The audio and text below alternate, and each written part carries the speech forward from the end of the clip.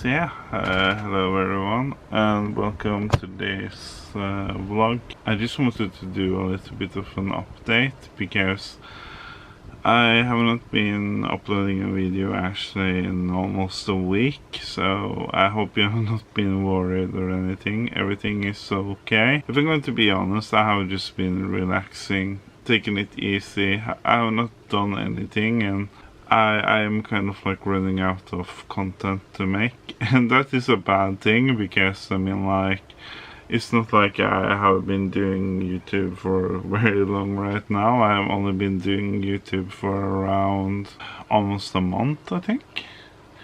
I did upload simply daily, and I think that was too much. I kind of felt a little bit of a burnout, you know?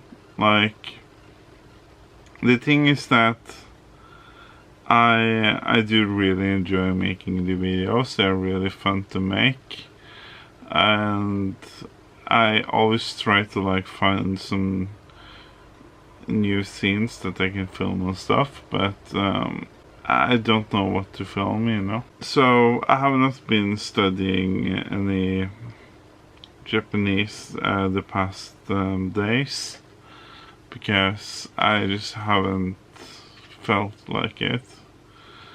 I am so behind on Wanikani that it is almost overwhelming.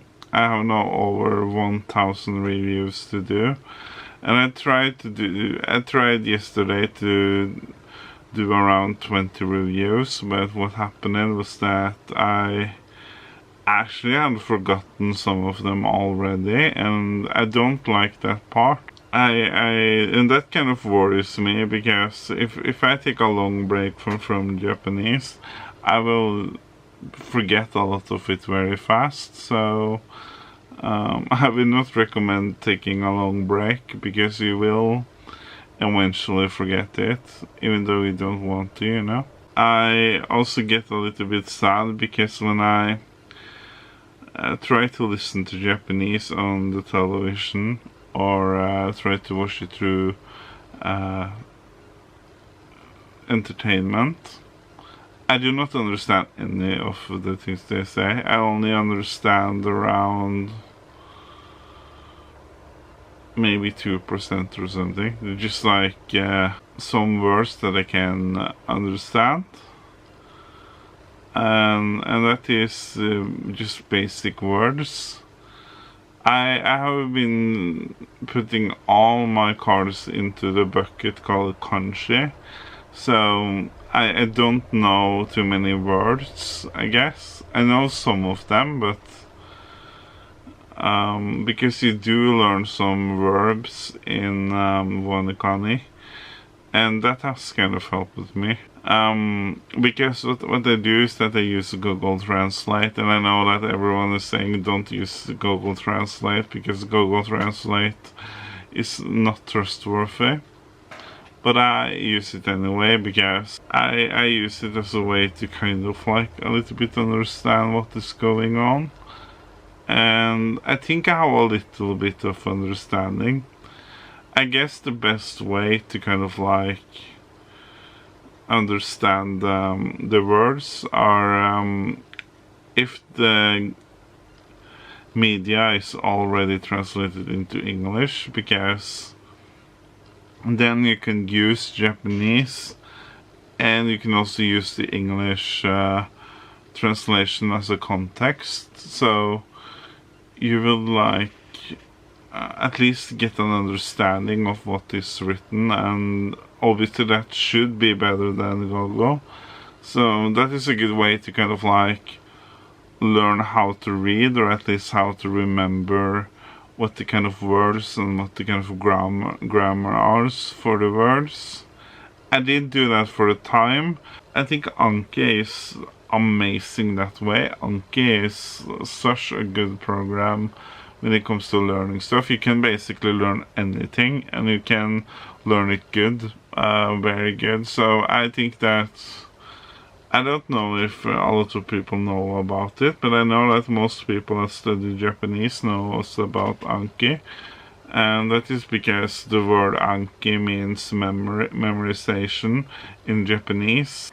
And this was basically made to learn Japanese because of the kanji and stuff, you know. Like, the reason why a lot of people quit learning Japanese is because of kanji, and obviously also because of the complex grammar structure that can be very confusing.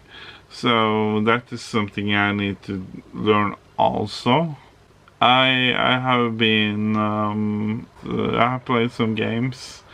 I've not been streaming it online, so the footage you did see from the status update I made is not of me playing online.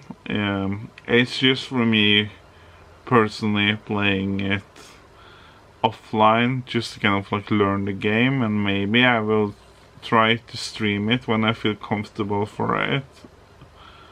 I just don't feel like that right now. I need to learn more how to run the game. I've been playing remodded Tormented Fathers, a very good psychological horror game that is actually kind of realistic. I mean, like, there are some elements that are not realistic at all, but that is okay, you know, that's kind of movie stuff. But it is very interesting because the plot by itself, that is something that could happen in real life, you know. And you have to like run away and you have to hide. It is very inspired by Clock Tower, and if you don't know Clock Tower, I did a let's play of it back in the day, and Clock Tower is one of my favorite horror games of all time. I just love it, and it is kind of fun because the plot of Clock Tower 1 is that there are these kids that come from orphanage that are living in a castle because I think they come from America or something. I don't know. But anyway, the story takes place in Norway. So I was like, what? This is so cool, you know?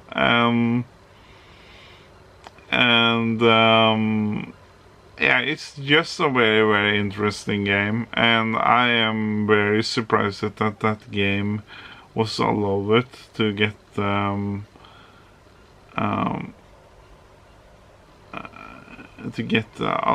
licensed for Super Nintendo, because it is a very what can I say? It is kind of a disturbing horror game in some ways, but it is just very fun to play. It is nothing compared to games nowadays. Okay, I mean, like, if you think about horror games, you can think about games like Outlast.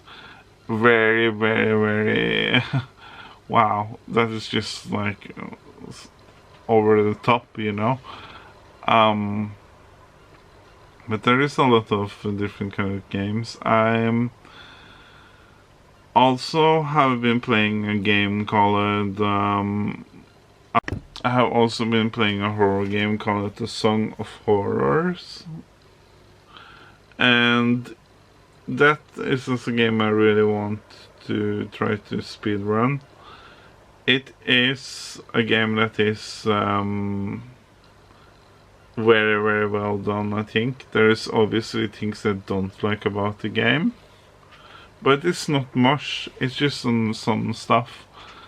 I wish there are things I think that could be improved, but I don't know if that is because of maybe the budget they have to work with on the game and stuff, or maybe it's just the style they wanted for the game.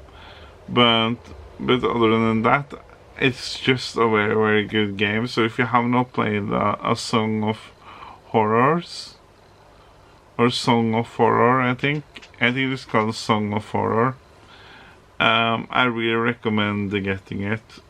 It is an episodic game. No, the game has is episodic, so it is episode 1 to 5, but it is really worth it. It really reminds me of, I think the best to describe it is Resident Evil without zombies. Combine it with Silent Hill. And I'm talking about the earlier Silent Hill games, the best ones, and also with Resident Evil, the first ones that have a tank control. It's just a very, very nice game. And I really like that you can choose different characters you want to play in each episode.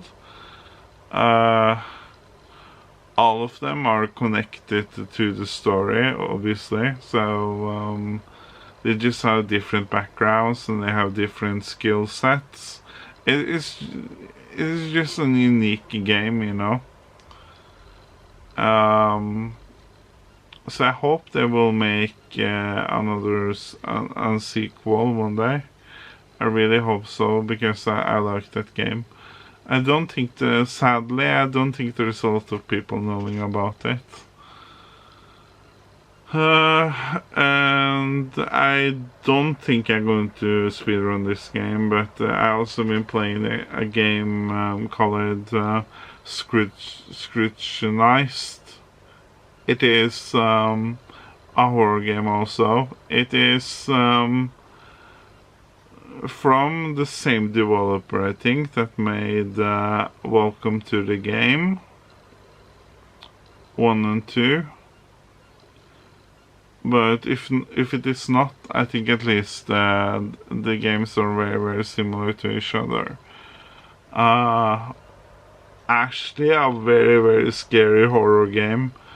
I think, because also very realistic and an interesting game. It is a mix between the game with the passport. I think it was called My Passport or something. Where you have to like show them, where you have to work as a passport controller in Russia, I think. And you basically are working and you have to check people's identity and stuff. And it is just very, very cool game. But this game is kind of like that game, combine it with Welcome to the Game. So a very, very hard game to play. I think the longest I've come is to night 2. The casual difficulty is about 4 nights or something, and then there is the normal one. I think one of the difficulties are, and that is up to 7 days. And then there's Nightmare. That is, I have not come to Nightmare. I just seen people streaming it, and Nightmare is Nightmare. I mean, like, it is crazy. So I was like, no. It's too hard. But yeah, I think it is a fun game also. It was also pretty cheap, so I think it was around $10 or something. This vlog will be a little bit longer than the other ones, because I just talk. Yeah, I also did see PlayStation State of Play, I think it is called. And I was actually not very interested in most of the games. It was kind of interesting to see the PlayStation 5 games, because they were pretty cool. Some of them. There was this game where you were running around or sliding, or what you want to call it, with a girl that has a bow, It really reminded me of a Breath of the Wild, but also it kind of seems like one of those rhythm games, because you have to like time the shooting and stuff to move faster in the game. And you also have this eagle that follows you, so you can actually fly in the air and stuff. So it really gives me that Breath of the Wild vibe. Also with kind of like the art style, it kind of looks a lot like that, but it looks like a good game that I might try. And then there was Crash Bandicoot 4, and I have to say that Crash Bandicoot 4, that was the first game they showed, and that was the best one. Of all the games they had of State of Play, in my opinion, Crash Bandicoot 4 was the best one, and I was like, yes, this is amazing. I don't know if I will be able to buy it when it comes out, but I might buy it later on. I just remember Crash Bandicoot from when I was younger, and I did play it a little bit. I never finished Crash Bandicoot. I just think it is a very interesting game, and obviously I also remember that Spyro and Crash Bandicoot basically was kind of like the mascots for PlayStation 1. So it was very big back in the day, and it is obviously still pretty big, and I like that. We have like waited for Crash Bandicoot for ages to get a new sequel, so and it is actually a sequel. I mean, like Crash Bandicoot 4 is not a side game, and I think that is good. So yeah, I think that will be it for now. If you watched this whole video, thank you so much for watching. That really means a lot. If you could subscribe, that would be amazing, because then you will be able to see when I make new videos. And it also shows me as a creator that people want to watch these videos.